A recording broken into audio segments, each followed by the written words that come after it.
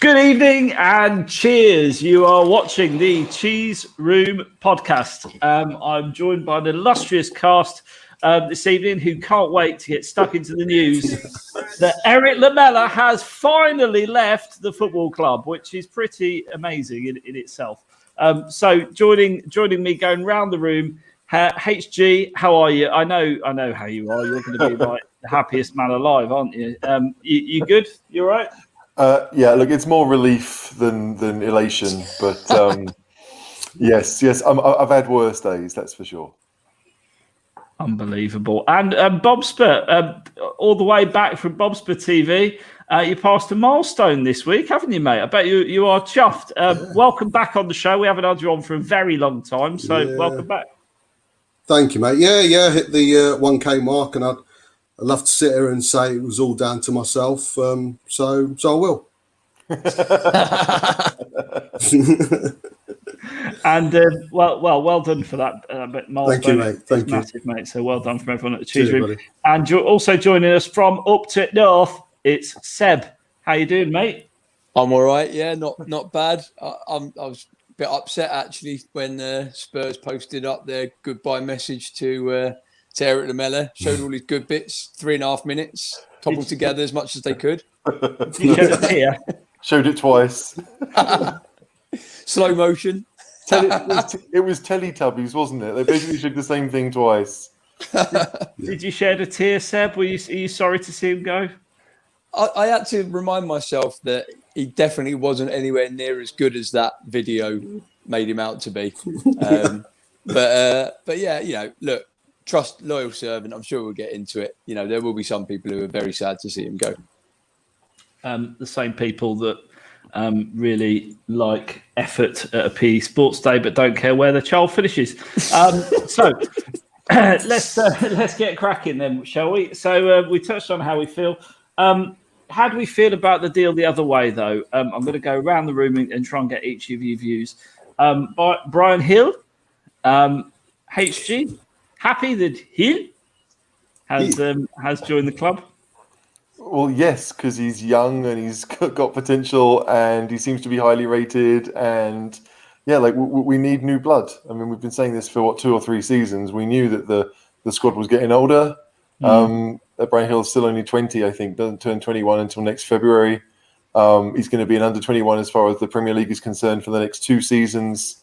So yeah, what's not to like? I'm ecstatic that he seems to be the type of winger that takes people on and wants to beat his man rather than just use pace or technique or whatever. He's got a few skills. So I'm excited. I mean, I know we're not going to see him for a few weeks, and I know we're not going to see the best of him probably for a couple of months. But he's got a very low bar to clear, so I'm excited.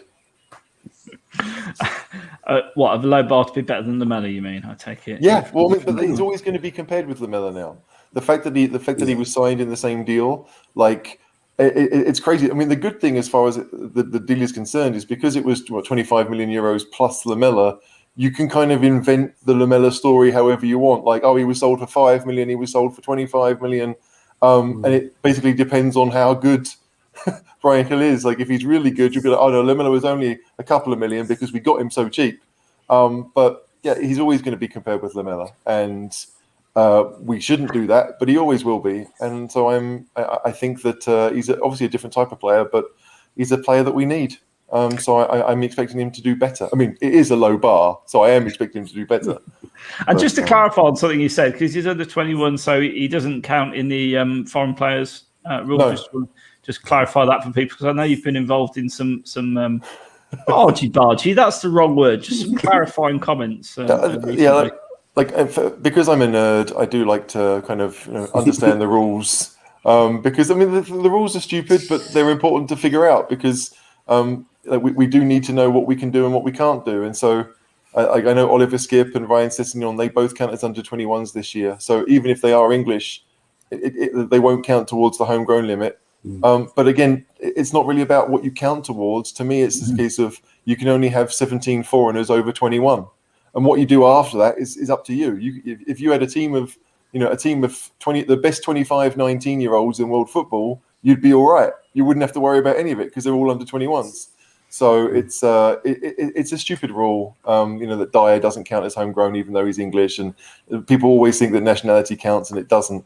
But if we're looking at building a team, it basically gives him 2 seasons before we have to worry about him being part of that squad or actually counting towards the 17 that we're allowed. So I think it's relatively important for sure. And if you're watching tonight and you've got something to say, do let us know. Drop in a super chat, drop your comment in the comment box, and we'll try and get to as many as possible during the show. Obviously, super chat's the only way you are guaranteed to get your comment through on the show. Bob Spur, do you feel similarly to HG there? What's your thoughts on this? Yeah, I suppose you can only get as excited as you can for a person that we never heard of till we were linked with him. I can speak for myself and majority of the guys in the group chat that we've got. That hardly of any of us had actually heard of him, and now we've done a bit of research. We can let ourselves get excited about him. But I don't see how he's going to come in and become a. It's one of those, isn't it? We just don't know. We'd love him to come in and have the same impact as a young Dele Alli did, come in and start ripping up straight away. Or he could come in and have the same effect as a Clark, Jack Clark. So we just don't know. It's one of those things. Obviously, his quality's there to see, but he's not. He's not performed in the Premier League before. He's not really done it at the highest level, i.e., a Premier League club. So it's a wait and see, like anything. I don't expect him to be a first teamer straight away. It's a good squad player for now, and then hopefully that will turn into something a bit more. But you can only get excited about someone as like I say, you hadn't heard of anyone. But we have signed the about player. A week ago. Yeah, we have signed the player, so I mean that's good. That's Seb, good. Good start. Seb, where are you at? You're normally at one end of the extreme scale or the other. So is there any balance there, or are you really excited or really not happy about it? I am quite excited, and it's not necessarily about the player; it's about the strategy. So we have, in my view, now gone back to what we were doing 4 or 5 years ago, maybe even a bit longer than that, which is identifying young talent, realizing possibly he's not going to come straight into the first team, and being prepared to pay the money that is being asked. And obviously, the plus point is we've got rid of someone who probably, in the nicest way, outstayed their welcome by a couple of years. So I think Lamela said that himself. So for me, I'm pleased because it marks a kind of flag post, if you like, in what Paratici is being allowed to do. We've paid the money that was being asked. My understanding is that basically Paratici has been given the budget and the kind of keys to the budget. So if in the past where we've been asked, up it by a couple of million and he's yours, and that decision's been levies, and quite often that's where it's fallen on its arse. Actually now it's Paratici's decision, and if he can pull that money from somewhere else or get someone else out the door, whether it be Lamela or Alderweireld, to make that deal work, then that's what he's able to do. But yeah, like the others have said, I'm not expecting Hill to come in straight away and set the world on fire. But it's a throwback to your kind of, as been said, Dele Alli's or your Huddlestons or Lennons and people like that. The guy's only just not a teenager. Yeah. So, lots of potential. Three caps for Spain already. Well, your Ronaldo's maybe. Let's keep our fingers crossed. But yeah, it marks an interesting first transfer. Well, I know we had Galini, but first permanent transfer under Paratici.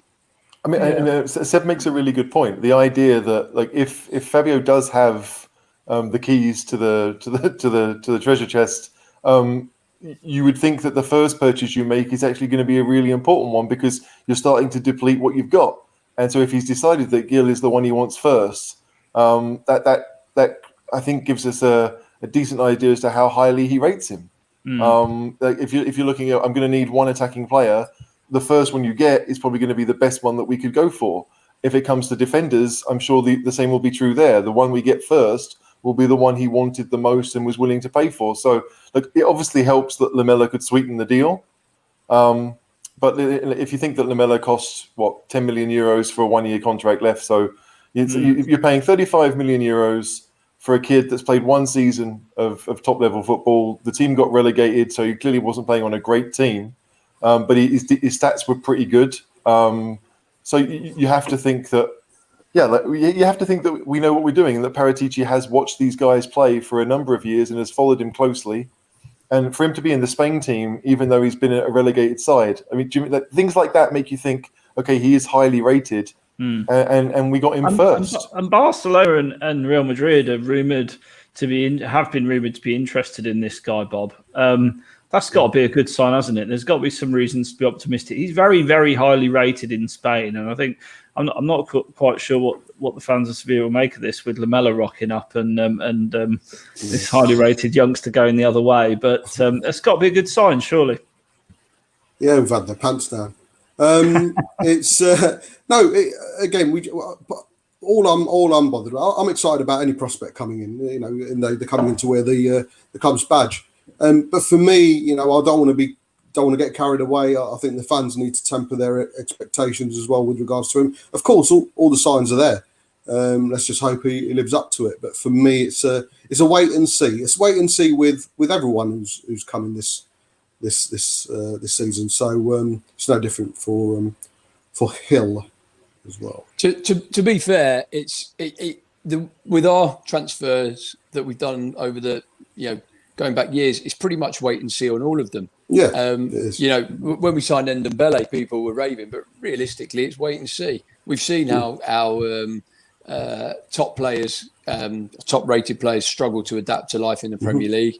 He's going to be coming over from Japan. I've read that his family, when he joined Sevilla when he was a kid, they upped everything to move with him. So I'd imagine they will up again.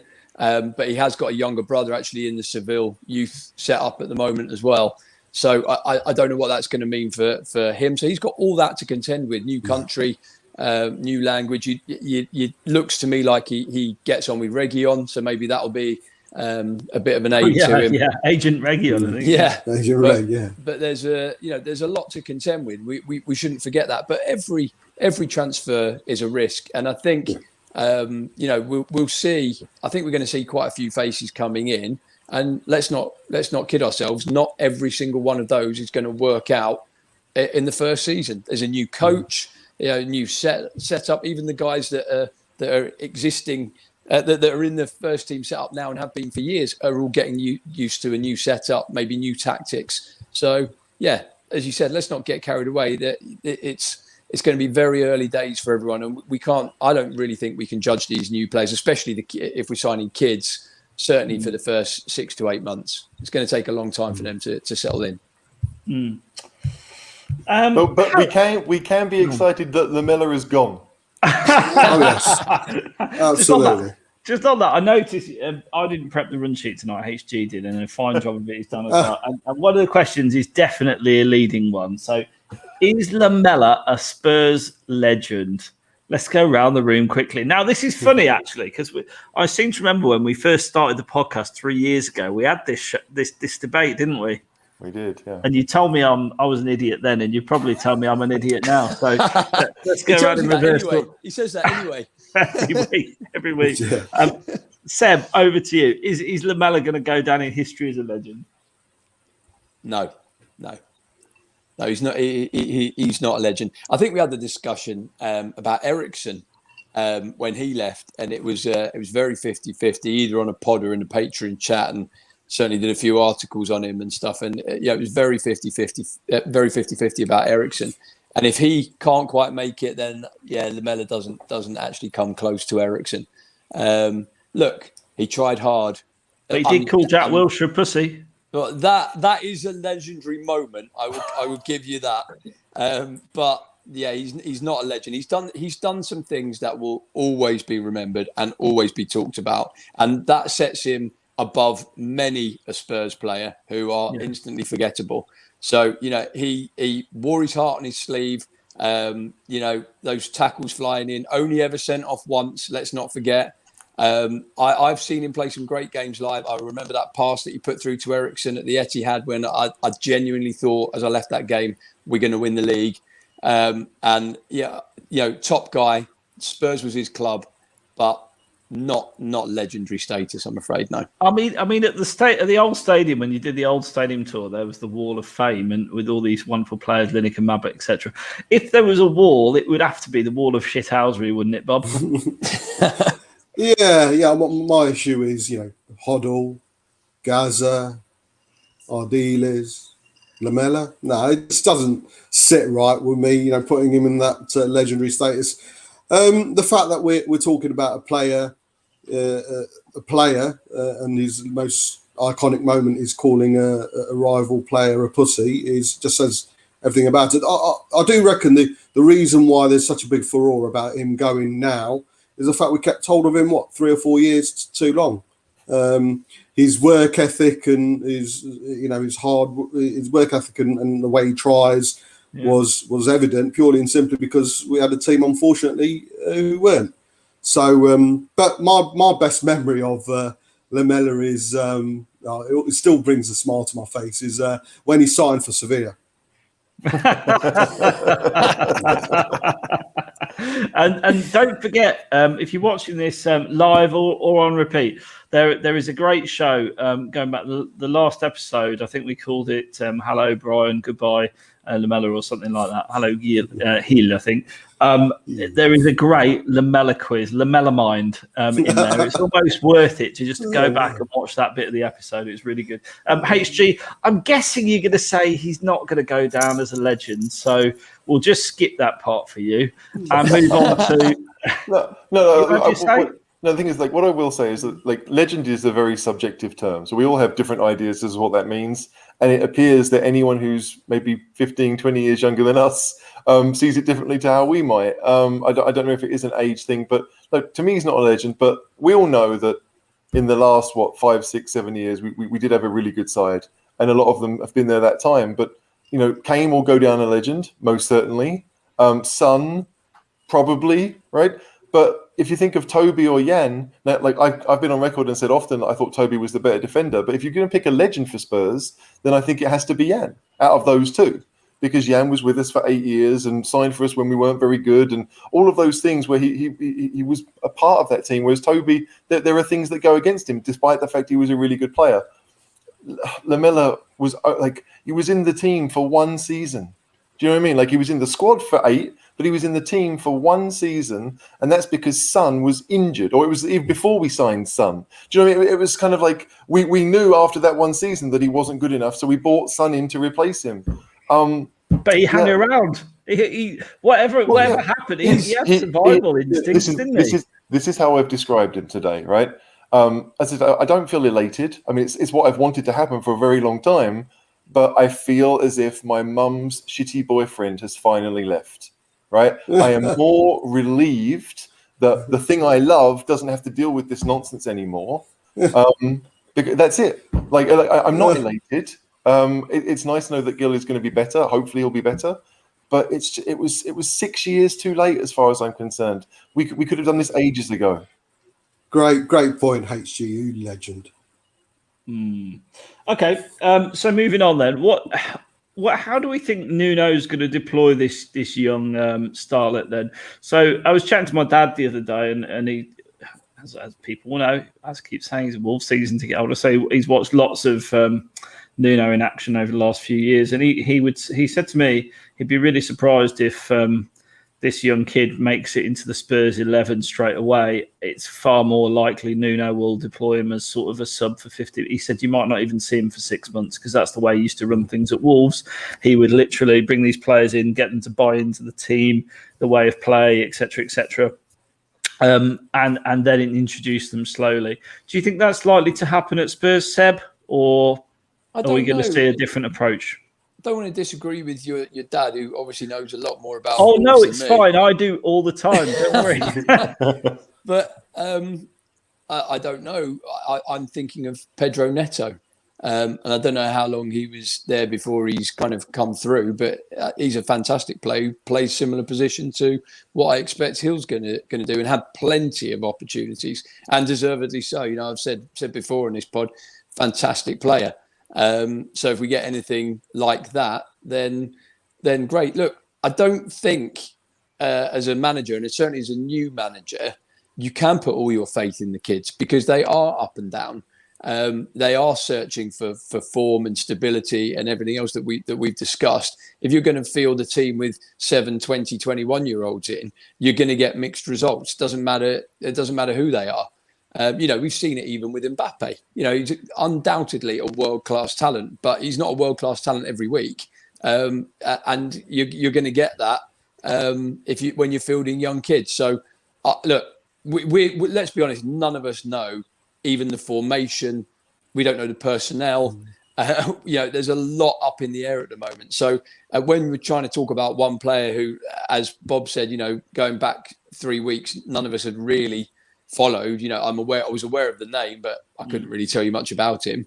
I don't think we can really answer how do we think he's going to be played, because we don't know if he's going to be played, where he's going to be played, and in what formation. So I'm not going to pretend that I can answer that. I don't really know. Paratici has certainly got his eyes on a lot of players. That's what I would say, and it looks like he's doing business. Bob, are you impressed with what you see from Don Fabio so far? Is he floating your boat, or are you a bit of a non-believer at this point? My thoughts. I don't know why you're asking me that, but right now there's no Don in my eyes. It's a wait again, like everyone else. It's a wait and see. I think last time I counted, we were linked to 784 players. So, I just want the 5. I'm quite happy with just the 5. I'm not going to get OT. I think the fact that the fan base are getting, I'm part of them. That we are getting overexcited or excited about the fact we've just signed a goalkeeper on loan and a 20-year-old we hadn't heard of till 3 weeks ago. Just shows where we are as a fan base right now. But one thing, Spurs fans never lose hope, loses hope. So there's hope there. Romero's the one that I really want to see. And if Paratici pulls that off, then it's a D Paratici. The ON can follow when we get some more quality players in. Because right now, it's the first team we really, really need to improve. It's the first team who lacked it last season, and with a couple of extra first teamers, we could have finished in the top 4. We weren't that far off. So, for me, so far so good. What I want is so far so excellent, which only time will tell. It'll come. Don't you worry. Yeah. Romero's coming. We're going to talk about that shortly. HG, is the most exciting thing removing Levy from transfers, as Dorso's written. Look, he's done a horrible job on the football side of things, certainly in the last few years, hasn't he, Daniel Levy? It's got to be exciting having someone in who's remotely competent, surely. No, everyone knows my issue with Spurs has been the kind of players that we've gone for, and I've laid that mostly at Hitchin. I haven't really laid it at Levy. Levy clearly has made mistakes, but when the players that we've attempted to sign or have signed haven't been great, or they haven't fit the system, or they were bought for a system that we then ditched because we sacked the manager. There are so many things at play here that hopefully now with a new director of football and a new manager, that we won't have to worry about that anymore. That Nuno will be around for 2 seasons and hopefully the third as well, because that's what we need. If we're going to build something, we have to have stability, and hopefully now we're going to do that. We've decided what we want, we've decided what we don't want, and we'll go from there. Because it's been very much, kind of like one contractor coming in to finish the job of another one, but they're building something different. It's I'm happy that Levy isn't as involved, because he clearly made mistakes in the past. But I think that the biggest thing is that we are identifying what I hope or expect to be better players, or players that will fit the system that Nuno wants. Paratici has all the contacts. Like, if the rumours are true, we only found out about Bryan Gil because we were talking about Koundé. Yeah. That may well be true. I don't really care either way. But if Paratici thinks, Sevilla need to raise some money, and they don't really want to, I can't get Koundé because he might want to go to Real Madrid, but I can get this kid who I really like, then I'll do that. We all know there are a number of squad players that we'd love to shift. Lamela is just one of them. Well, so we could shift 8 to 10 as far as I'm concerned, really, and And that would be a great summer. Like the idea that we need to wait 2 or 3 windows to do that makes no sense to me. There are lots of players that we already know I don't think are good enough, or they certainly won't be part of Spurs' future, which is what we need to be looking at. We're trying to get better now, and I think if you get better squad players, you will get better now, and hopefully over time, as they gel and as they get used to each other, we'll get to the side that we saw with Pochettino in his 3rd season. One season to get rid of the crap. One season to really kind of do. I mean, we did well the 2nd season, but the 3rd season we were amazing. That really should be the goal. We want to get better every day. Yeah, I think you're right, H. With regards to the fact that Levy has no control over the transfers or less control over the transfers. I don't really believe that, but a whole different subject altogether. But he has total control over the mess we're finding ourselves right now. The situation we are. The fact that it took 70 odd days to find a manager, furthermore a DOF who kind of came in line. The fact it led us down the garden path over and over again with Pochettino's so-called return and Conte's, etc., etc. The fact we're 3 weeks away with a manager who's just settling in, getting to know his squad players, never mind new players.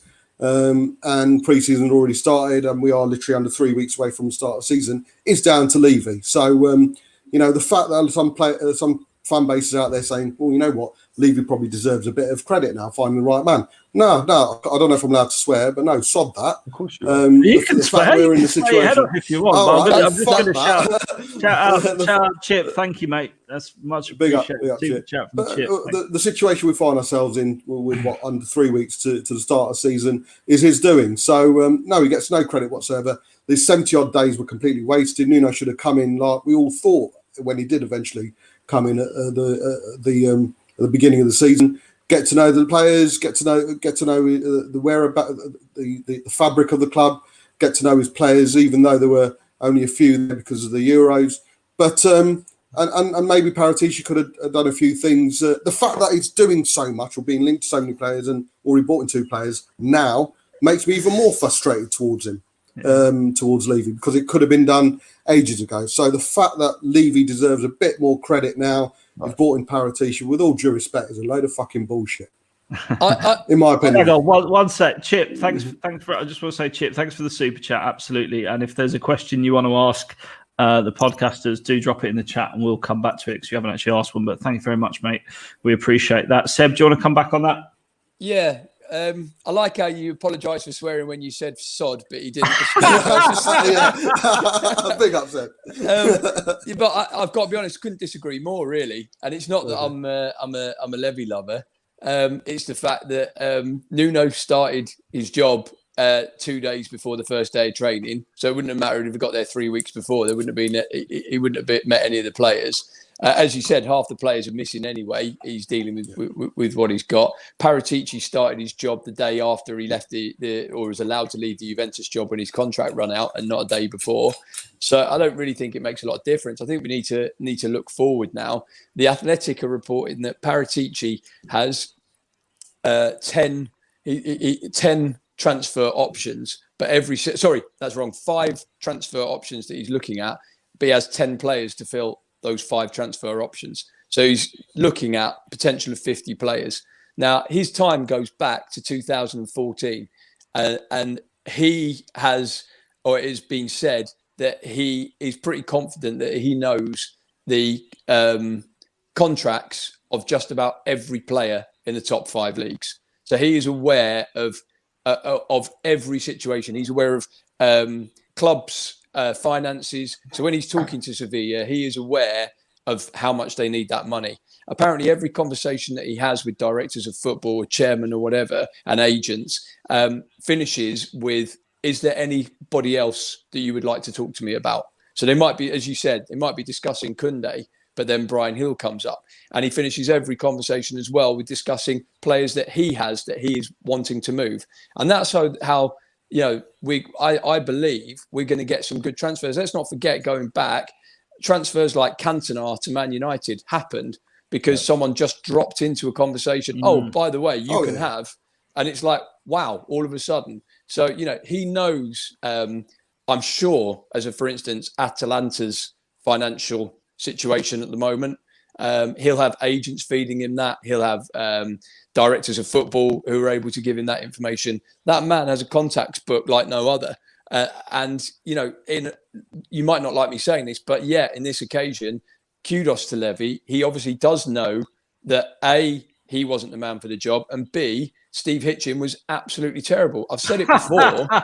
I've said it before. You know, the most embarrassed I think I've been. There was a lot of embarrassing moments in that Tottenham documentary, but for me, it wasn't even the "I hate January." It was the shot of Mourinho flicking through a really basic A4 folder with Gedson Fernandes in it.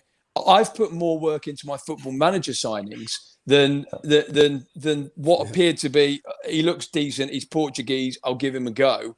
He's cheap. He's cheap. Yeah. Cheap, yeah. And I've got the impression that Bergwijn, you know, look, Bergwijn might well come good, but I got the impression Bergwijn wasn't far off that. So if we've got someone who actually knows players, and it's not even knowing their contracts and things like that, it's knowing their histories, knowing, you know, he looks like his whole life from 11 years old has been dedicated to reaching the very top of the game. His whole family life, absolutely everything. So if we've got someone who understands like the conversation. Yeah, I don't think so. We've got someone who understands that, then you know, that's great news in my eyes.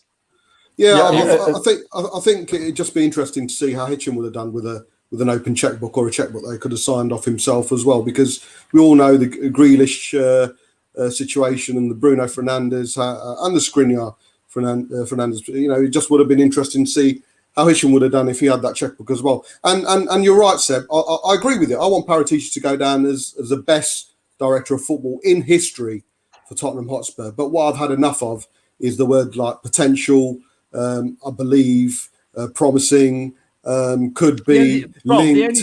But we wait and see. And Romero, like I say, if he can pull Romero off, absolutely fantastic. With regards to Nuno, he could have possibly come in, and who knows? He could have spoken with Levy and sat down. This is my way forward. This is my view forward. This is my formation I work with, and who knows what could have had. But there's, regardless of players, I do think you need a new manager in as soon as possible. But that's Nuno won't have had any of those conversations, Bob. In my opinion, the conversations that Nuno would have had with Levy is Levy saying, this is what we want to do. This is who we're going to employ. These are the type of players we're going to look at. Can you fit in with this? And Nuno saying, yeah, I'm happy to take that on. There's no way that Nuno would come in and go, this is the formation I want to play. These are the players that I think I can make fit. These are the players that I want rid of. Not a hope. Nuno. I don't think he's got a say in our transfer structure as much. Not at all. No. Anyone else for me, the earlier the better for a manager to settle into a new club. It's just a personal opinion. No, it's fine. Bob, it's fine to get your view. I agree. I think that's fine. The management search was incredibly frustrating for everyone, and emotionally draining for podcasters as well, because we were talking about different persons every day. You know, so I'm just glad it's all over, really, and we're settled. And look, for me, Paratici's done. He certainly looks like he knows what he's doing, and he means business, I suppose. HG. Who's next through the door then? Romero, do you think? Yeah, I do. I mean, like if you believe the things that get thrown out to you at Twitter and all the rest of it, it does appear that someone else is coming in. If you believe the stuff like, you know, Romero's followed a few Spurs players on Instagram, and Ali Gold has done the same for Romero.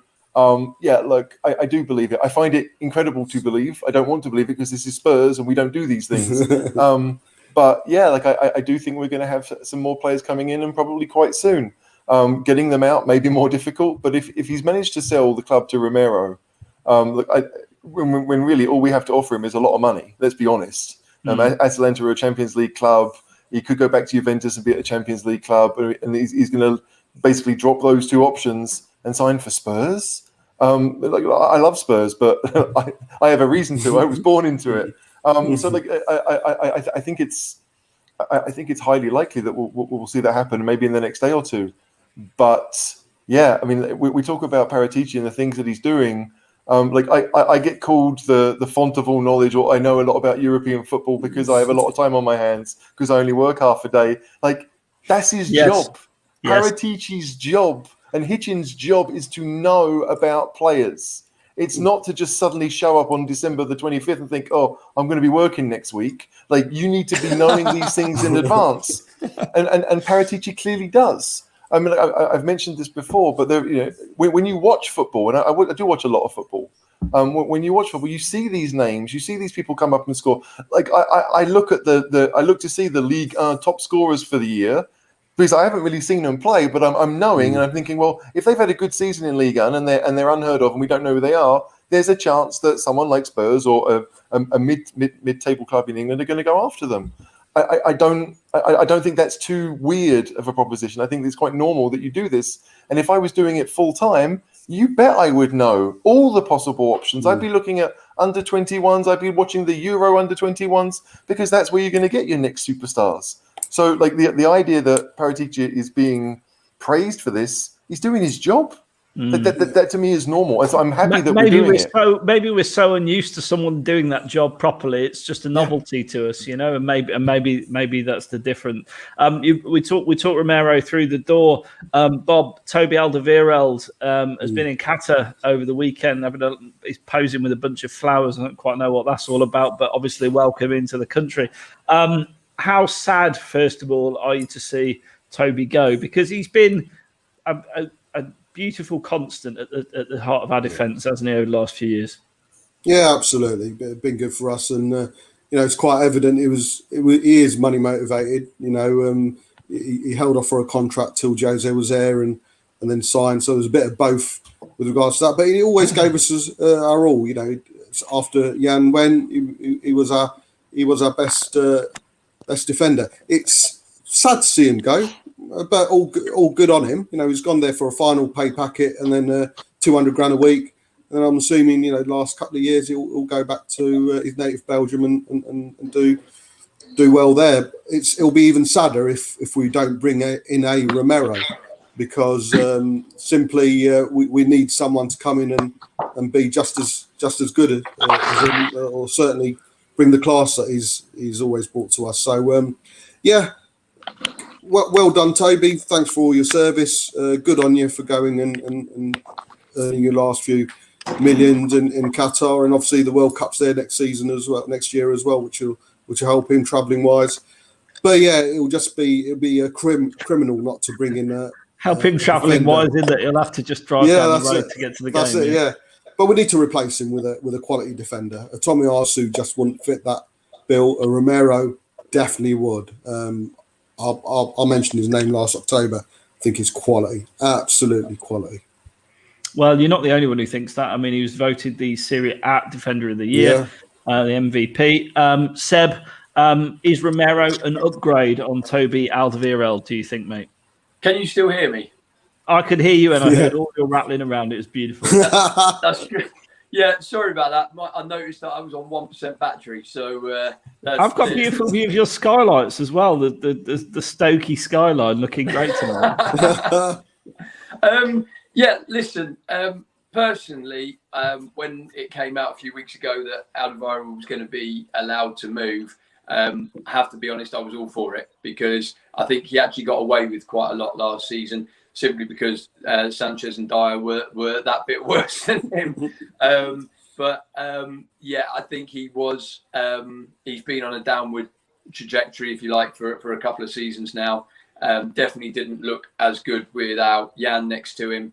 And I think he's probably got the move financially that he probably wanted a year or two ago for a better club. So he's kind of making back, if you like, what he could have made if he'd have gone a couple of years ago. So good luck to him. He was a fantastic player, probably up until the last 18 months in my mind. And yeah, like you say, if we can get an upgrade in, and Romero is certainly that.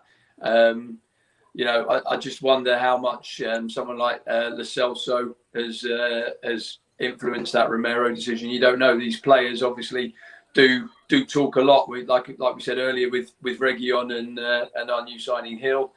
There'll definitely be some conversations going on, and we shouldn't forget that as much as we sometimes deride it in terms of Levy and what he's done for the club, the stadium and the training ground and the hotel complex and the golf courses and all that will have some bearing. Obviously, the players want to get paid a lot of money or as much money as they can, but you are joining a club just outside London, or you probably live just outside London, and you've just got the best facilities a young man could possibly want. So, we shouldn't forget that. It is definitely a negotiation tool.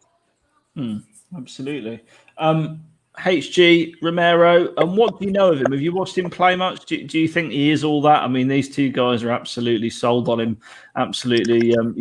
What have you seen of him over the last 12 months that makes you think he can fill the very big shoes, it has to be said, size 12s of Toby Alderweireld?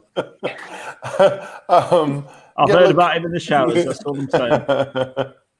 Look, I just think that, I've seen a few games. I didn't watch Serie A religiously, but I did tend to watch Atalanta games in the Champions League because of the reputation for decent football that they played. We all know that Gasperini's got them playing really well. They like to play the wing-back system.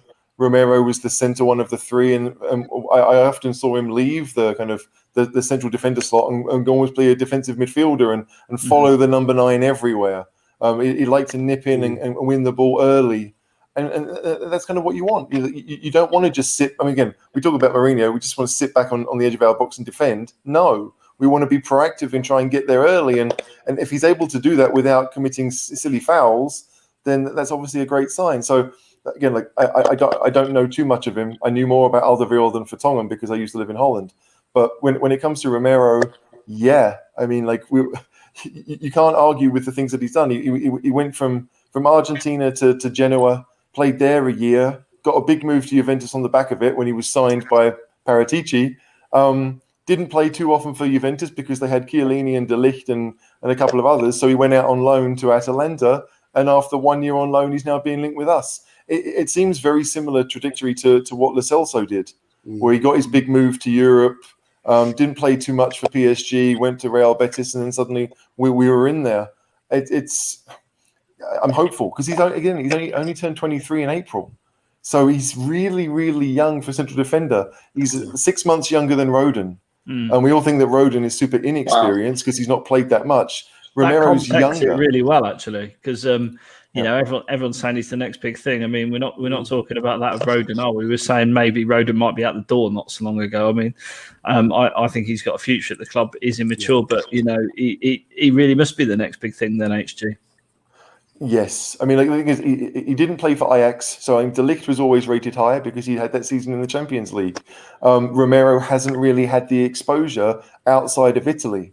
So that for a lot of Spurs fans, we won't know too much about him. But when you do watch him play, you see that he just looks in control. There are some defenders that are reacting to the situation, and there are others that are playing their own game. And the guy they're marking is actually stopping them from doing what they want to do. Yeah. So I think Romero, if we get it over the line, you think of the money that United are paying for Varane and the money that Arsenal are paying for Ben White. If we can get someone like Romero at this stage of his career, if it goes well for Spurs, we could have him for a very long time. It's a great thing to be doing. I'm really hopeful. I never thought we'd sign Ndombele, and we got that one over the line. If Romero look how that turned out. We say this, but again with Ndombele, he came over, his manager got sacked within 3 months, and then he was playing for defensive Mourinho. So all the things that he did really well at Lyon, when were we doing that for Spurs? No, you're right. You are right. So I hope that I don't know. It's just Ndombele was a shock because I thought he'd go to a bigger team, a better team, a more successful team than Spurs. And Romero, to me, is in that category. If we get it, we have to be pleased. It would be like us signing Haaland, right? The best striker in world football coming to Spurs when you know that other teams want him, it would be a shock. And so, Romero coming to Spurs would be a shock to me. We've already got the best striker in the world, so we're all right. That's true. Absolutely, yeah. And he's staying, Bob. He's staying, mate. He's staying. Listen. I'm seeing a lot of the chat. There's not a lot of likes. There's over 110 people watching this broadcast. If you could all just smash a like, that would be fantastic. And please do remember to subscribe. We're going to go to some viewer. Can I just add one thing, just on the Romero thing? Yeah, go for it, son. A lot of people I've seen on social media are assuming that if Romero comes in, then Dyer goes. And personally, I can't see that. And what HG has just said kind of backs up my thoughts, really. which is if you've got two 23-year-old defenders and you add Tanganga and Sanchez to that mix, I think Sanchez is the one that will go. You need some experience, and as much as we might not like it, I think Eric Dyer will provide that experienced head. I think there's a lot to be said for a lot of the clips coming out of Spurs. Social media feature Eric Dyer. He was captain in the last pre-season friendly. I think Dyer is here to stay. And what you'd hope is that he is able to up the game, as he has done in the past. He has had these troughs, and he has come back, and he has strung together good runs of games, got back into the England squad. This isn't the first time that he was dropped from the England squad. It's happened before, and he got himself back with a decent run of form after his illnesses. So, for me personally, I'd like to see Dyer, a good Eric Dyer, given the opportunity. And like I say, I think because you need a bit of glue around that defence, then with a bit of experience, I think he will be the man to provide it. What's the slowest setting glue money can buy? Because whatever it is, that's what Dyer is. We're going to go to some comments and questions. So if you've got questions for the podcasters, do whack them in now. I like this one from Ian. Ian's a great guy. Used to work with him. If Paratici somehow gets Sissoko, Aurier, Winkstar and Sanchez out the door, he should get a statue. I agree with you, Ian. Here's one for you, HG. Can Rodon or Tanganga stake serious claim to start regularly as a centre-back in the Premier League? What's your thoughts? Depending on who we sign, sure. I mean, Taganga's got a head start because he's already training with Nuno. And Rodon comes back, Monday? Or was it today? I don't know. So, today, I would be surprised because they're both so inexperienced at this level that even though Romero's never played Premier League football, he's played Serie A, he's played Champions League. I mean, Rodon's had a season at Swansea. Do you know what I mean? Like there are levels here. Tanganga, when he played as a centre-back, when he first came into Mourinho, I thought did really well. We didn't see him last year either. That would have been the perfect season for him to go out on loan and prove it somewhere else. So look, I'd like to think that they're good enough, but I also would prefer us to sign someone better so they don't have to be good enough to start every week. It's we don't have to take that risk. So yes, they have the chance because they get to train under Nuno, and Nuno will see them, and if they do well, I'm sure he'll pick them. But it's going to be, I would say, tough to see them start every game. I don't see that happening. Bob, you agree? I think Rodon's probably going to, try and hold down a first team position. But like HG says, it depends on who we bring in. If Romero comes in, then Rodon should start. I know he's older, but the amount of experience that and the quality that Romero will bring in, there's only so you can learn so much from him. Rodon always reminds me of a young John Stones, not in just stature, but the way he plays as well. And there is a mistake. We don't like to admit it, but there is a mistake in there. I remember his first two games against Chelsea, especially, he nearly gave away a goal in the last few minutes. So there is a mistake in him, but he's a raw talent. But it's one of those, isn't it? We will see. Like any new player, like any potentially young player coming through, we will see. But I've got more faith in probably Rodon making a first team a challenge than Tanganga, who even now, I think even the managers aren't sure if he's going to be better at right back or centre back. So, but Rodon for me, yeah. But do we play? Are we going to play two at the back or three at the back? That's still something we don't know. Well, I mean, we picked that up on the run sheet actually. So, in both the friendlies so far, and that's the only evidence we have. He's played 4-3-3, hasn't he, Seb? So, what's your thoughts? And I know you'll want to come in on this as well, HG, having written the run sheet. So, 4-3-3, Seb. Do you think he'll play like that, Nuno, or do you think what does your instinct tell you? I know we've got nothing really to base it on, but what are your thoughts?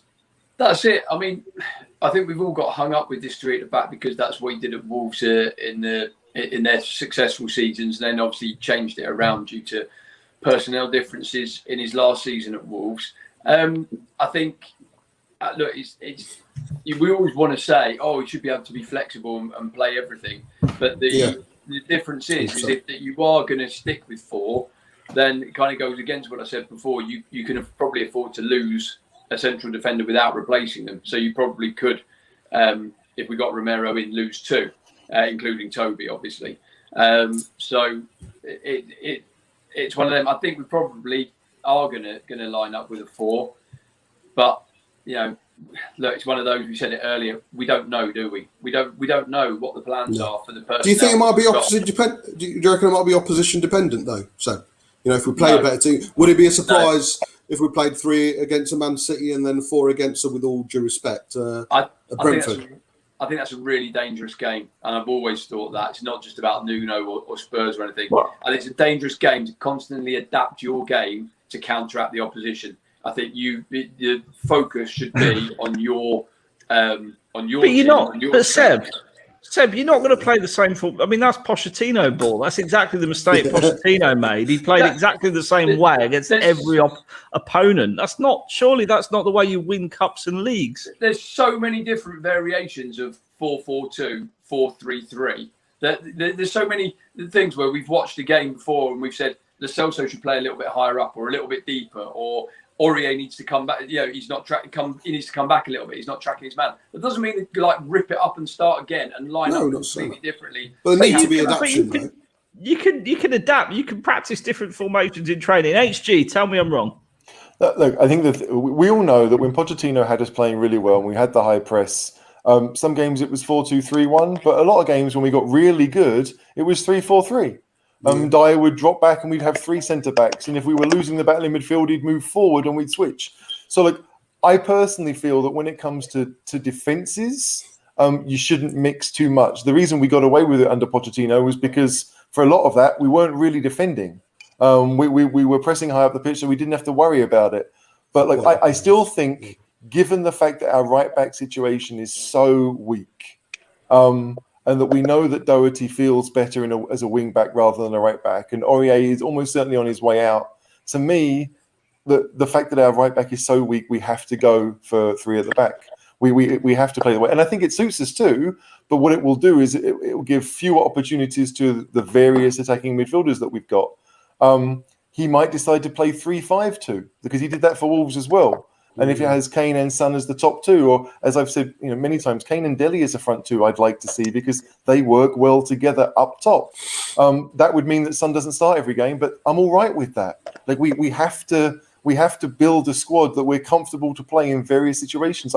I don't want to see a Premier League team and then a Conference League team. I want to see some movement. I want to see these people learning to play with everyone.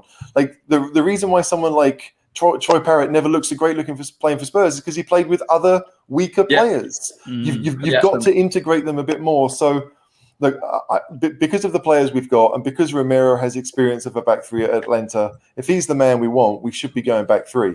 We've got enough central defenders to do it. Davies can play there. It allows Sessegnon a spot in the squad because he can be a wing back, because he can't defend Sessegnon. So wing back is his position.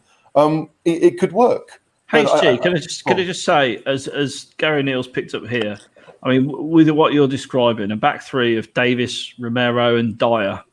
I hope not. I mean that don't sound all of a sudden that attractive a proposition to me. Is there any chance we sign Kunde just out of interest as well? I think we want to. I definitely think we'd like to. But again, Kunde to me has always played left centre back more than anything. So you could have Kunde, Romero in the middle, and one other. I don't know. I'll be all right with that. I'll be on board with that. The thing with Dyer is that to me, he's got a decent passing range, but he's always been done for pace. Always. There was a game at Man United, I think it was 2 or 3 seasons ago, and they scored. They won 1-0, and he made a mistake and was done for pace, and we lost the game. So speaking of Man United, the gaffer's watching, so be nice, Vordan Gorde. I know. I spent 4 months in Norway, and I can say I love you. How are you? And cinnamon roll, please. But we have lots of options, and that's the thing that I think is encouraging. But I don't want us to go right. Today we're going to play 4 at the back and be defensive, and next week we're going to play 3 at the back and be attacking. But we have to. Yeah, who is that? Yeah, your mic's going a bit funny actually. I don't think it's me, is it? I'm going to put you on mute for a minute and see if it works. No, it's not. No. Not actually. Maybe it's me. Is Seb frozen? It's Seb. Let's mute Seb. Seb's frozen. All right. There we go. So I think it's frozen, isn't he? Yeah, he's frozen. He's Christoph and Elsa. So it's crazy. Like, to me, 3-4-3 seems the obvious thing, and that's what I want us to do. And I think if we talked about Bryan Gil being like Pedro Neto, it works. What it means is that Dele, to me, in that situation, is one of the three attackers. Bergwijn is one of the three attackers. Lo Celso in that situation could be one of the three attackers. I don't really see him as a midfield two either. So we could be looking at someone like Lucas. If we can shift him out to Qatar as well, that'd be great. And I like Lucas as a player, but we have to start thinking about, are these players going to get opportunities? And Lucas, as I've said on plenty of videos before, he's not long-term Spurs. Do you think, seeing that you are the fountain of knowledge when it comes to all stuff like this? Well, the one thing I would say, Bob, is HG knows more about European football than anyone I've ever met. Okay. But my question is probably for you as well. If we go three at the back, are we likely to go with still two in the pivot? And if we don't, does that mean less likely chance for Skip to make a challenge for first team? I think if you're going to do four in midfield, then against a good team, against a better side, I might want Højbjerg and Skip, because they are, to me, the two most defensive midfielders. At least they like that job, right? They want to be that person. Ndombele doesn't want to be that person. Lo Celso can, but it probably shouldn't be. And even Winks doesn't feel comfortable trying to be that guy. So I think they would be the best option. But yeah, against better teams at home, you could probably get away with Skip and Ndombele together and give Højbjerg a rest. Like, I unless their name is Harry Kane, I don't really see much reason for any outfield player to play every game this season, to start every game. Højbjerg will need rest. They're all going to be playing international games all the time. Sonny, So like I get that we, at our best we had a set team every week, right? And we were out of Europe. The Champions League had gone, and we did really well that year because we had one game a week, a couple of FA Cup games, but pretty much a set team for the rest of the season. For Spurs to be the club that we want them to be, I just don't think that we can do that realistically. We have to have various options. So I'd like to see us do that. But for Skip, look, I think he'll start off with the Conference League games. I think he'll be Højbjerg's replacement for those ones. But there will be games, I'm sure, where Højbjerg and Skip will start. And it will be the games that maybe we're a bit more defensive because the other team are just good at keeping the ball. I don't know. But that's just how I would see it. Who knows what Nuno is thinking. But I definitely think Skip he'll play more games than Winks. Absolutely. Yeah. Oh, please! Winks ain't even going to be here. HG. I know. He's out the door. But look, if we've got to me, we've got three central midfielders that I trust. It's certainly in front of a back three, and that's Højbjerg, Skip, and Ndombele. Right? Oh, thank God for that. I just forgot. Like Lo Celso to me should be one of the three further up. He can drop back if you need him to, but I think he's better. Like if we're pushing high up the pitch, the creativity that he and Ndombele have, they need to be higher up. If we're going to be defending the whole time, then you're going to need probably Højbjerg and Skip and maybe some pace on the wings. So you'd have Gil on one side and Lucas on the other, or Bergwijn on the other, like guys that can actually hit you on the break and make you nervous. That's the goals we scored against City in that wonderful Champions League game. They were pretty much goals from their mistakes that we took advantage. That's going to be that's what Nuno did with Wolves when he won there a few years ago. Like Traore got the goals, but he basically just ran at the defense with the ball. So we will have options, but I do think that three at the back is, given what we have right now, the way to go. I agree. I'd agree with you. Interestingly, in bringing on to my next point, who's next out the door? So I ran a poll on Twitter. I didn't at that point know Lamela was confirmed out the door. Who are we most happy about losing and why? And 903 people got involved in this one, so quite a big one. And the three options were Winks, Lamela, and Sissoko. Can you guess, Bob, who the person that most people wanted out the door was? Winks. No. Oh no. My God, what's going on? I thought that. So obviously Winks is like literally, I'm venomous towards Winks for a good reason. The only good memories we've got in a Spurs shirt from Harry Winks is volleying a tea bag into a teacup when we weren't even playing. Yes. Don't forget the crossfield pass that went in from 50 yards There was. Oh that. yes, of course. Or that Yes. last-minute header at Fulham that was like True. Pochettino's last True. away win. That's true. But yeah, 145 people watching. Like, subscribe, share. Please do hit the like button. Sissoko, 65% of votes went to Sissoko. Yeah. And only 25 to Winks and 10% to Lamela HG. It's only 10% to Lamela. I mean, and that was you hitting the button. Lots That of was times. you. Lots of 10% was you. decisions. Pretty much. Like, I voted for Lamela, absolutely, but basically because he's been around the longest, right? Lamela's been at the club for so long. I did want him gone. I wasn't thinking about what other people would think. Sissoko should never have been signed. So I've wanted him. I've wanted him. The question. No, but I've wanted him gone for 5 seasons because he's been at the club 5 years. I've wanted Lamela gone for 6 seasons, so therefore Lamela was first out for me. Winks, 12, 18 months probably. We've been thinking that we could do better. Lamela was my vote, but I understand why people went for Sissoko because, like, look, at least Lamela runs about a bit and Sissoko apparently doesn't. I mean, that's what you're getting down to. Seb, what are you saying? Who would you like at the door first? Winks, Lamela, or Sissoko? Winks. Because you don't do Twitter, so I have to bring the polls to you manually, old school, with an advocate. I think Winks played well at the Bernabeu. Yes, it's true. Heard about it because that's all he's ever done apart from volley a teabag. Harry Winks. I think we've realised tonight that the reason I don't do Twitter is because I don't do technology because I plugged my phone in and forgot to turn the switch on.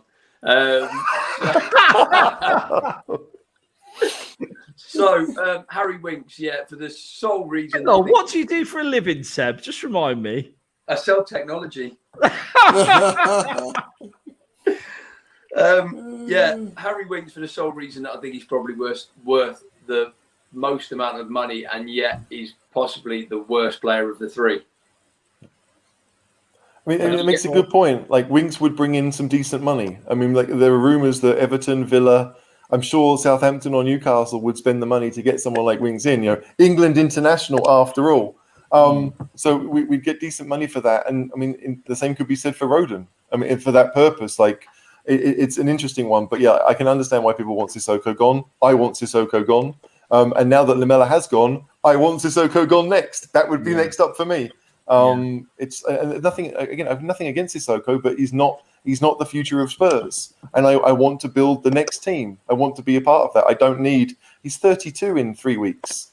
Like, if Toby's gone at 32, Musa definitely needs to go. It's interesting you've not brought up Tomiyasu once during this conversation of defenders. Is it? You don't think it's going to happen, or? Let's come back to Tomiyasu. I do. I think it's going to happen. He is on my run sheet. The HG's lovely prepared. Sorry about that. But Sissoko, who's buying him? Everyone wants him gone. Who's buying him? Loan. Nice. In France. Loan. Yeah. Loan for half his money. Yeah, that'd be a good deal. What's he on? He's on over 100k, isn't he? Yeah. He's on a fair wage. Yeah. I mean, like, Nice to me are the team that I think a lot of people will want to sell to because they're owned by the British billionaire. What's his name? Ratcliffe, the guy who owns Ineos. So Nice have a crap ton of money and they're buying players from all over Europe. And it's Hugo's hometown, so I could see Hugo going there as well at some point. But like Sissoko to Nice, to me, seems like a lovely retirement. On the Côte d'Azur, it's where you want to be. And so I knew France were fucked at the Euros when they brought Sissoko on. Yeah, well, for everybody. He's in the Euro squad in 2016. They lose the final. He's in the Euro 2020 squad. They get knocked out the last 16, and he's not in the World Cup squad, and they win it. Now, I'm not saying that Sissoko has anything to do with that, but it's just a weird first change for any manager. Sissoko is not the guy you want to bring on if you want to score a goal, and he's not the guy you want to bring on if you want to stop a goal. So what is he? He's just there. I've been asking myself that for 5 years, if I'm being really honest. Very important in the changing room, apparently. Yeah. He's mates with all the French. I mean, that'll be Don Ballet out the door. Big influence. That'll be Don Ballet out the door. But let's talk Tomiyasu.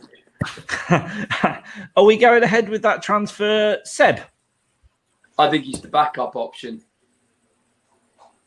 As I said earlier, with Paratici apparently he has, he fills one potential role with 5 to 10 players. I'm not saying it won't happen, but I think other things will happen before it. And then maybe either look at the finances or the squad space. We are being linked with a lot of foreigners, and I know we're not talking about this. We don't like talking about this homegrown thing.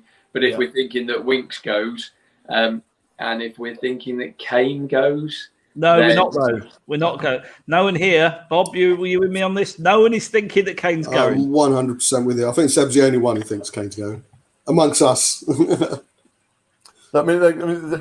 Seb makes a good point with the homegrown numbers because it does matter. All right, it does. But I have an impression that Romero, what's his name, Paratici's big three. If you'd like to have a back three of Koundé on the left, Romero in the middle, and Tomiyasu on the right. I could see that. I could see us working that kind of finances out. Romero's coming in, it's a lot of money, but if you sell Sanchez and you sell Dyer, like Tanganga can be one of your sub defenders, Davis can be one of your sub central backs. You could get Sanchez, Dyer, Rodon out and cover a lot of that cost, I think. Well, I think you'll keep Rodon, but you've got rid of Toby, haven't you? Yeah. And that's the decision. So I think that I think Tomiyasu is a deal that we're probably going to do because we as much as we don't like saying it, he's definitely good enough for Spurs, but he brings in other qualities to the club when it comes to selling shirts and tourists and all the rest of it. And I think that's just a smart deal. I really do. Fabrizio Romano's tweeted while we're on the air. Yeah, just reading that. Tottenham's still in negotiation for Romero, but no agreement yet on the €55 million fee. He's the priority, 100%. Plan B: open talks to sign 3 different defenders with the same amount. Tomiyasu, 18 million. Milenkovic, 15 million, and Zuma, 25 million. Who was the last one? Zuma. Okay. Kalita Carr, not even an option, which was the one I sent you today that I saw randomly in the press that we'd agreed a fee with. So maybe that's another diversion tactic. I don't know. But it backs up what I was saying. There are 5, 6, 7 options going forward.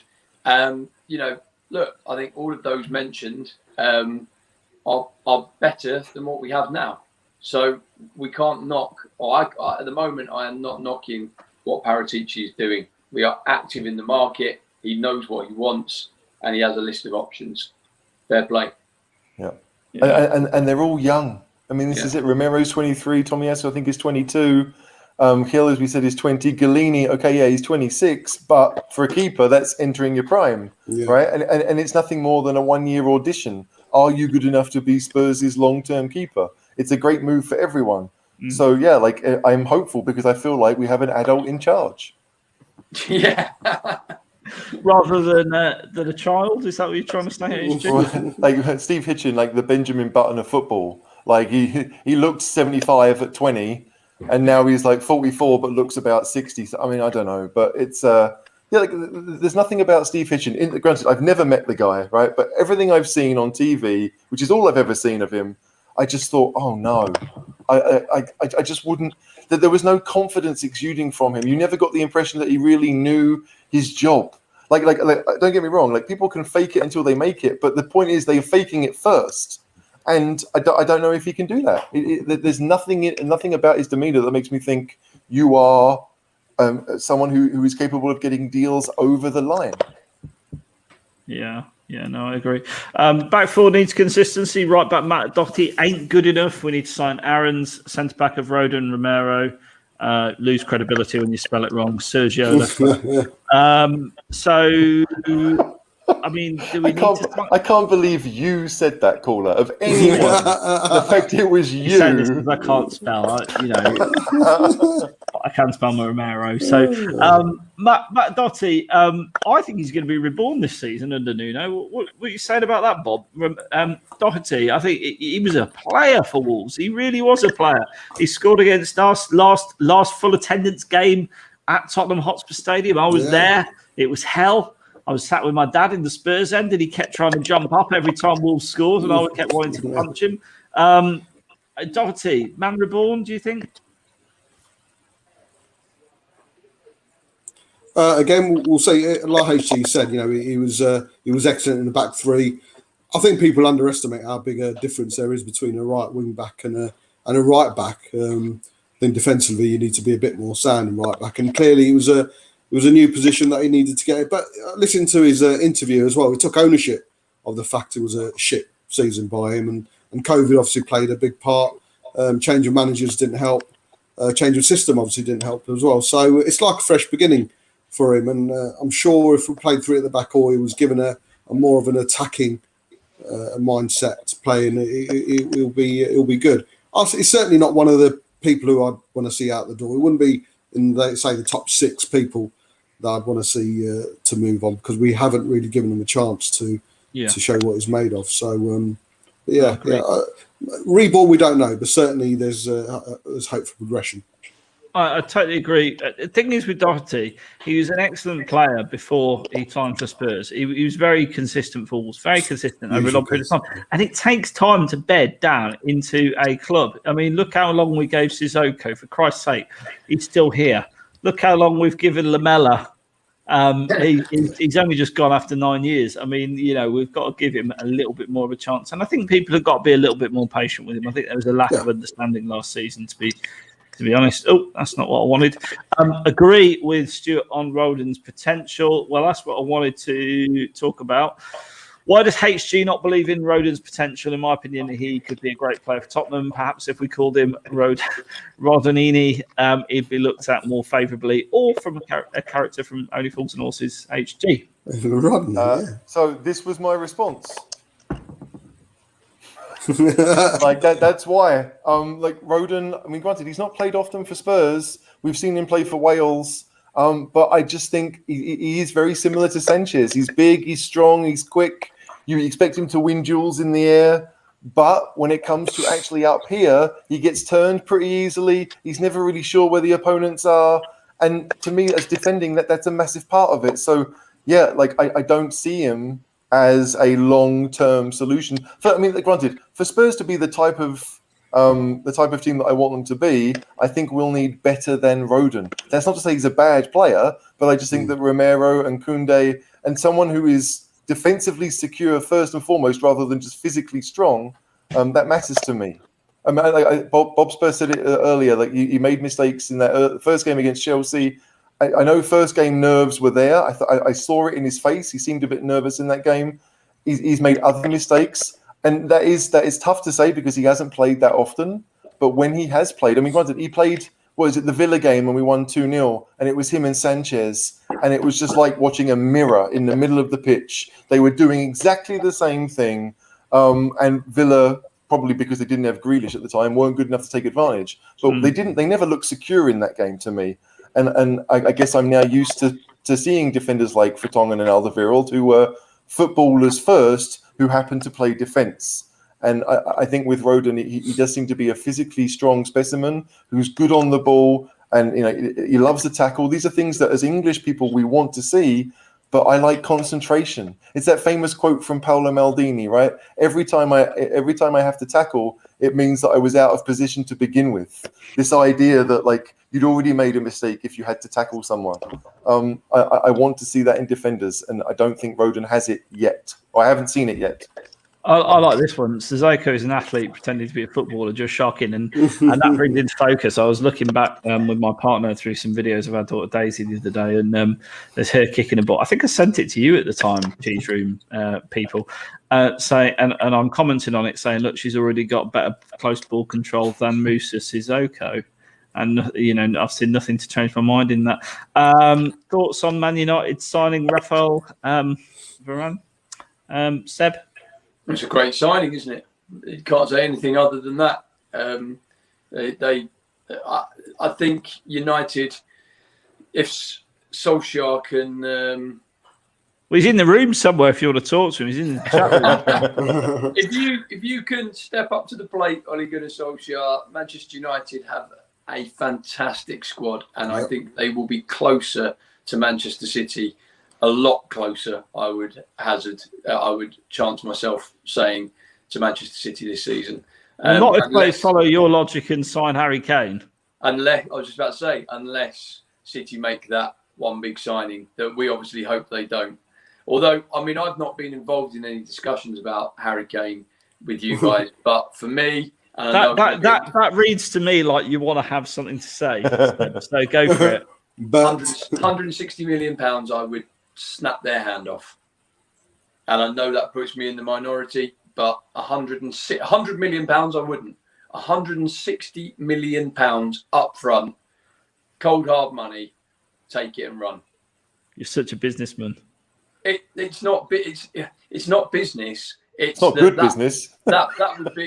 That would be the third highest amount ever paid for a footballer. The other two being Neymar and Mbappe, who are way younger, don't spend 10 weeks of the year injured, and perhaps have a better big game record, should I say? Ooh. HG Vitarol coming your way, Seb. No, look, I understand people saying that we could sell Kane and make a lot of money, and if that was the point of football, then I'd be all for it. But it's not. You don't sell your best players to a team in the same league unless you can really, really help it. All those players that Arsenal lost over the years, like Adebayor and Nasri and Van Persie, they sold them with a year left when they didn't really have much choice. So Kane's got 3 years left at Spurs. We could hold him for 3 years and let him go on a free. We know Kane looks after himself. So there's a good chance he could be playing Premier League football until he's 36, 37 and still getting 10 or 15 goals a season just from the penalty spot, if nothing else. But he wants to leave. He wants to leave. So? I want to be married to Kate Upton. I've got a contract with someone else. It's not going to happen. I'm so flipping that as the trailer for this show. But I get it. But if Kane's 28, tomorrow? The day after tomorrow? If you've got 8 or 9 years of Kane at City, and you want Spurs to win things, that will make it difficult. If Kane came out and said, "Hey, look, I'm really interested in going to Real Madrid or to Barcelona or to someone that doesn't play in England," then I think Spurs fans, he'd have more chance of going. But to go to City, any club worth their salt will say no. Sorry. Bob, if you decide you come in, so I can hang on, Seb. I will come back to you. I promise. No, let me stop. Bob wanted to say something. He was approaching the camera, and then I went to you. So, Bob, over to you, mate. Kane. No, I think certainly within our group, I don't think there's anyone who's going to, or very few, going to disagree with the fact if some Man City come with 160, we shouldn't sell. I think there's one of those. There's a few of us that say, we could, but I think there's more of acceptance that Man City aren't going to come with 160. Yeah, there's no way they're going to come in with 160 for Harry Kane. And that's probably the reason why it's, whatever. It's one of those situations rather than, shall we consider? I think it very unlikely. I'm not going to say impossible. Of course it's not impossible. But I think eyes are on, the FFP eyes are certainly on Man City at the moment, as irrelevant as that might be. The fact they're going to come in for Harry Kane for 160 when, if they wait till next year, they could potentially get Haaland in for half the price, or certainly near the 100 million mark. I think that says a lot. So no, I think there's more of an acceptance that Man City are very unlikely to come in for a 160 approach, but rather than us being happy to see Harry Kane go for that 160. Seb, you get to retort now, mate. Yeah, my retort is I only said that for effect, really. I definitely you got to be kidding. No chance do I want Harry Kane to leave, at all. And Bobby's absolutely spot on. There isn't 160 million up front anywhere in the game at the moment.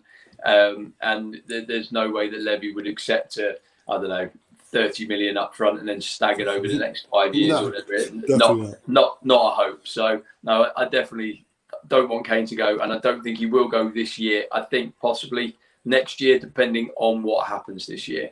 But as Bob said as well, Haaland's actually available for 65 million euros next summer. So it's it's a non-starter really. And this is the funny thing. To me, there are 3 strikers that, in theory, are available, right? Next summer. That's Haaland. Mbappe will be on a free next summer if he doesn't go this summer. And then they've got Kane. Everyone else, outside of those 3, who are these big strikers coming through? There seems to be a massive drop-off. So, if I'm Manchester City and those are my 3 options, Kane is the third of those options. Yeah. And that's it might be harsh for Kane to realise, but that's the situation he's in. Like, if it's 2 years from now and he's 30 and he leaves at the age that Hoddle leaves, I think a lot of Spurs fans will be like, all right, go off and have your adventure, as long as it's abroad. If you go abroad, like if Kane replaces Lewandowski at Bayern, which I think he easily could, then everyone wins, right? He protects that legacy at Spurs. He goes off and wins every trophy he possibly can at Bayern, pretty much. And the only difference is he doesn't get to live in Alderley Edge or wherever it is in Manchester where they all live. As far as Spurs are concerned, if you want to protect Spurs, Kane doesn't leave for another 2 seasons. That's just granted. I understand that he's a human and he wants to do all these things, but dude, you signed the thing. Yeah, ball's in our court. Ball's in Levy's court. Yeah. That's a scary place for a ball to be, Bob. I tell you now. You would not. If you kick your ball over Levy's fence, what do you think's happening? No, I don't want my balls anywhere near Levy. Seb, sorry, mate. I've got to go. I've got to go, chaps. But it's been great joining you. Thank you, everyone. Big up, Seb. Nice fun meeting, mate. Take care, mate. See you later. Yeah. Bye. See you later, mate. See you later. We're going to wrap up shortly. I'm going to take 1 or 2 more questions. Thoughts on Conde, if you haven't already covered it. We have briefly scooted over it. I think we're going to sign this guy. I genuinely do. I think we're going to get Romero and Conde. Or am I in dreamland? Bob?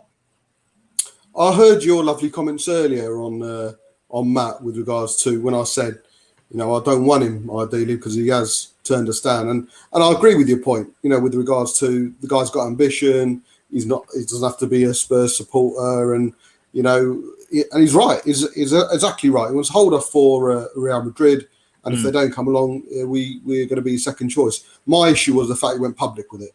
That was my biggest issue. The fact that I'm not interested in Tottenham. I want a team in Champions League. He's got every right to think like that. Anyone would. But I just didn't like the fact he went public with it. And it's a personal thing. I didn't like that. Of course, if he came and he made a back three of Rodon, Conde and Romero, I'd be jizzing in my pants. Of course I will. But, right now, I'm not too bothered if he didn't come purely and simply by disrespecting my football club the way he did. To be fair, like we were linked with what's his name, Joachim Andersen, the guy who was at Fulham on loan. We were linked with him, and I was happy with that. I thought he was a good player for Fulham. I think he's gone to Palace today for 16 million euros plus add-ons. Like, as much as Koundé might be the next Paolo Maldini, I'll take Andersen every day of the week at that price. So I hope there is someone else that we might be thinking, because I agree with Bob. Like, you don't want to be anyone's second choice. And let's be honest, we may well be his third choice, because if it's Real Madrid is his top choice, he's got Sevilla. He could just stay where he is and wait another year. So I do understand the idea of it. Like, you want to play for the best teams, and Spurs sadly aren't it right now. But like Tomiyasu wants to come to Spurs. It's a move up for him. He gets to play Premier League football. He'll become much more of a star in Japan, I'm sure, because of it.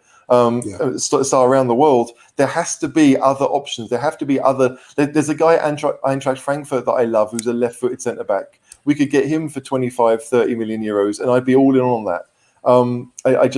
Koundé, it's going to be the type of thing that will go down until the end of August. I hear that Paratici has deadlines, and he says to people, right, if you don't let me know by this point, it's it. I find that a bit ridiculous. If it's true and it works, then great. But still, I don't know. I just think that Koundé, if I was Koundé, I'd stay at Sevilla, honestly. If your heart's not in moving to Spurs, you're going to want to go after two or 3 years. A similar level, let's face it. Yeah. Just a reply to Jason Whale, who says, very strange, the Anderson transfer breakdown. I think it wasn't a breakdown as such. The legend I don't think we wanted him. But Nuno didn't want him. Yeah, that's what allegedly. I don't think Nuno didn't want him. I don't think Nuno gets a say. I don't think Paratici wanted him. Yeah.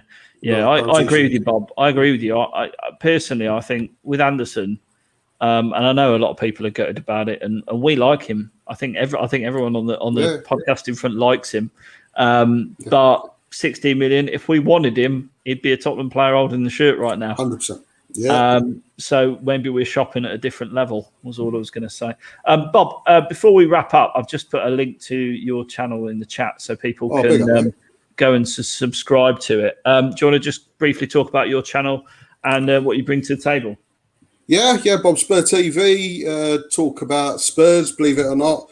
Nice chilled out environment. Last Saturday I do an in the wall special every Saturday. Last Saturday I did the best ever. So we had a best ever goalkeeper, best ever manager, best ever team, best ever player. And going forward, we will be doing some more best evers on Saturday night at 10 o'clock. Not sure if I'm doing anything before the season starts midweek, but certainly every Saturday, 10 p.m. I'll be doing a in the wall show. And thanks very much for joining us tonight, mate. It's been a pleasure to have you on. No, honoured, mate, honoured. I will be at the game on Wednesday night. So our next broadcast is Friday. HG, thanks for joining me, and I look forward to seeing you again then. If I'm not uploading from the game, which I probably will be putting some footage online. So if you're all watching, make sure you subscribe, hit the bell so you're notified when I'm scrambling around the MK Dons Stadium trying to get autographs and showing off various views of Paratici from this angle and that angle, because I'm sure he'll be there with his Bluetooth, with his non-Bluetooth headset on his phone, looking Italian, really. Have to go and get a picture of the concrete cows, caller. Love the concrete cows. Well, I'm looking to our local shopping centre, so I couldn't pass the opportunity to go down there. HG, thanks for joining me as ever. No problem. I had a great time, and yeah, it's nice to be positive about Spurs again. And it just Lamela is gone. Yes. I mean, I'm happy about it, but I'm probably not how you're feeling. Thanks for joining us, and please do like, subscribe, and share. And in the meantime, come on, you Spurs! Come on, piss off, Levy. Hey.